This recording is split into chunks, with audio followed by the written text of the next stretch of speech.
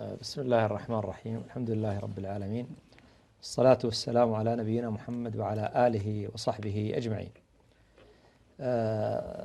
سأقول يتضح بإذن الله تعالى معنى البداء يعني عند الشيعة، وذلك من خلال معرفة معنى كلمة البداء في اللغة، ثم أيضا ماذا يريد بها من اخترعوا هذا المعتقد، لأن العبرة هي بالرجوع إلى كتب الشيعة والأمثلة التي ذكروها وأوردوها كأدلة وكأمثلة على المراد بالبداء. نعم.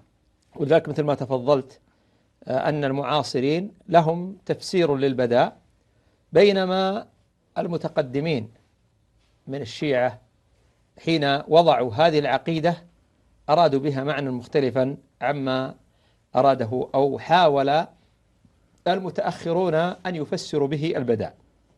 البداء في اللغة له معنيان. نعم. الظهور بعد الخفاء، تقول بدا سور المدينة أي ظهر. نعم. الثاني نشأة الرأي الجديد، نشأة رأي جديد. قال الفراء وهو من علماء اللغة: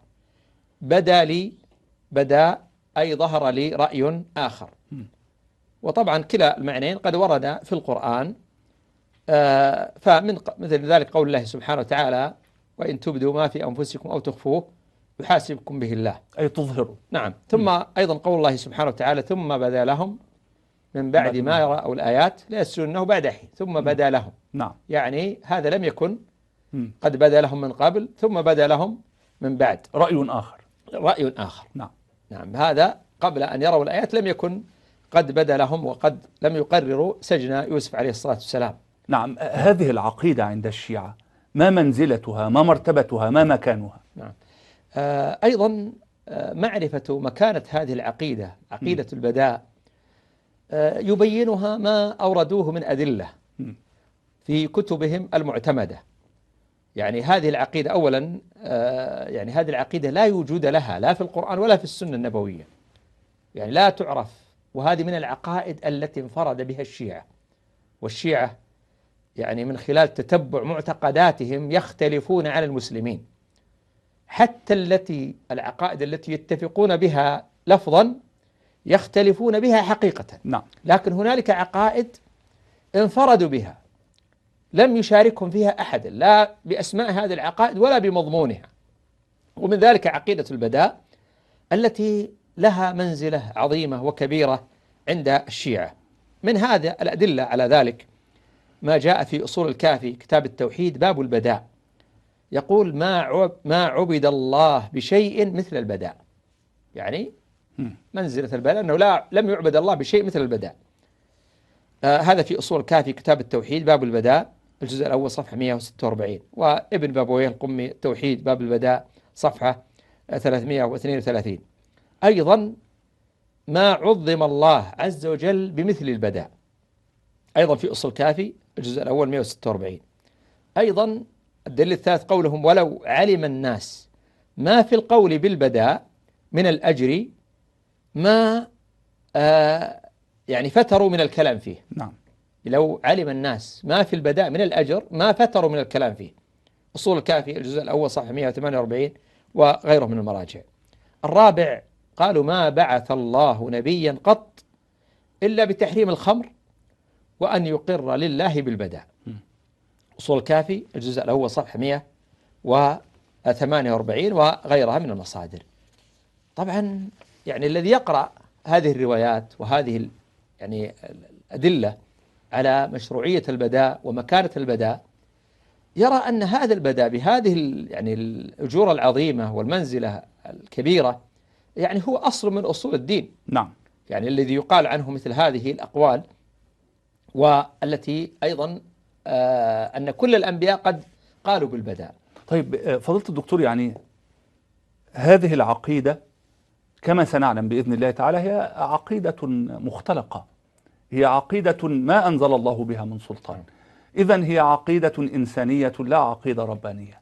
ومن ثم لا بد أن نسأل: من الذي أوجد هذه العقيدة؟ من الذي أرسى قواعدها ولماذا؟ نعم. أولا يعني تعرف أن الدين لا يؤخذ من كلام الناس. يعني كل أمور الدين لا يملك أحد من الخلق أن يضيف شيئا لدين الله عز وجل. حتى النبي محمد صلى الله عليه وسلم الذي يقوله عليه الصلاة والسلام هو وحي من الله. نعم. لا يأتي بشيء من عند نفسه. نحن حين نرى أو نقرأ هذه الروايات يتبادر إلى الذهن يعني سؤال، هم ينسبون هذه للإسلام، هذه المعتقد ينسبونه للإسلام، يتبادر إلى الذهن سؤال يقول أين هذه المعتقدات في كتاب الله تعالى؟ طبعا لا يستطيع أحد من الشيعة أن يقول إن في كتاب الله تعالى دليل على هذا البداء. نعم. بالمعنى الذي ذكروه للبداء في كتبهم. لا يوجد هذا في كتاب الله أبدا. أين هو في سنة النبي صلى الله عليه وسلم؟ أيضا لا يوجد أبدا في سنة رسول الله صلى الله عليه وسلم. وتعرف أن المعتقد كلما كان مهما، إذا كان أصل من أصول الدين، من الأمور التي يجب على كل مسلم أن يعتقد بهذا المعتقد، تجد من رحمة الله تعالى ومن فضله على عباده ومن إقامة الحجة عليهم أن أدلته تكون متوافرة كثيرة يؤيد بعضها بعضا.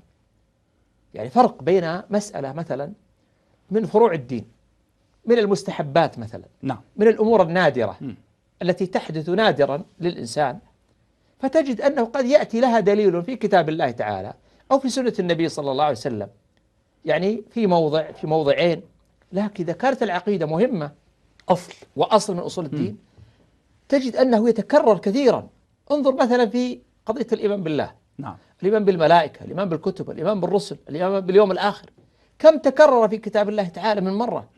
الصلاة، الصيام، الزكاة، الحج، فتجد أن تأتي أدلة واضحة صريحة تبين مشروعية هذا المعتقد. الاستدلال على الأصول، نعم، واضح، نعم، بآية محكمة، بآيات محكمة تقوم بها الحجة، نعم، على من سمع هذه الآيات ومن قرأ هذه الآيات. يعني لا تحتمل التأويل أبدا، نعم، ولا تحتمل اختلاف الفهم. صحيح، نعم. لا تجد تحتمل هذا الاحتمال. طيب إذا كان هذا البداء كما يقولون، نقول لهم هاتوا برهانكم كنتم صادقين، هاتوا هذا البرهان على هذا المعتقد في كتاب الله، في سنة النبي صلى الله عليه وسلم، ولا يستطيعون أبدا أن يثبتوا صحة هذا المعتقد في كتاب الله. لكن مع ذلك مثل ما تفضلت، نعم، الذي أرسى هذا المعتقد وأورد فيه وروايات كثيرة، تجد أن هذا قد جاء في كتابه الكليني الكافي الذي يسمونه ثقة الإسلام. نعم، ثقة الإسلام الكليني. نعم، جاء فيه، وهذا قد جاء فيه يعني طوام كثيرة جدا في هذا الكتاب، في هذا الأصل الذي هو في هذه المنزلة، وهو من المتقدمين من العلماء الإمامية، بل هو معاصر للإمام الغائب الذي يؤمنون به، نعم، في غيبته الصغرى. يعني في غيبته الصغرى كان معاصرا له، ولذلك قالوا بأنه قد عرض عليه الكافي وقال هذا كاف لشيعتنا. نعم، محمد بن يعقوب، نعم، الكليني. نعم، نعم. توفي في عام 328 أو 29، نعم. 300. فتجد في كتابه الكافي قال في عنوان قال باب البداء، ثم ذكر 16 حديثا. يعني باب البداء هذا في كتاب التوحيد. نعم، في كتاب التوحيد من الكافي. نعم، باب البداء ذكر 16 حديث منسوبة للأئمة. منسوبة للأئمة. هل منها حديث يصل سنده سندا أو سلسلة السند تصل إلى النبي صلى الله عليه وسلم؟ لا يوجد أصلا يا شيخ، لا يوجد حديث في بل كتبهم الأربعة. الكتب الأربعة كم عدد الأحاديث التي ينسبونها إلى النبي صلى الله عليه وسلم؟ هي قليلة جدا. نعم. ثم هذه الأحاديث لا يصح منها حديث إلى النبي صلى الله عليه وسلم أبدا. نعم. طيب هذه يعني الأحاديث التي ذكرها هو ينسبها للأئمة وليس للنبي صلى الله عليه وسلم.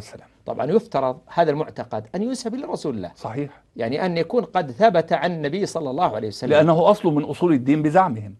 نعم. وأصول الدين صحيح. لا تختلف من النبي صلى الله عليه وسلم إلى من بعده. نعم. ولذلك هل يمكن هل يمكن أن النبي لا يروى عنه شيء في البداء ثم يأتي الأئمة وتروى عنهم هذه الروايات؟ والله سبحانه وتعالى قد قال وأنزل على نبيه صلى الله عليه وسلم في آخر حياته: اليوم أكملت لكم دينكم وأتممت عليكم نعمتي ورضيت لكم الإسلام دينا. طيب، حين نزلت هذه الآية هل كان البداء من ضمن معتقلات المسلمين؟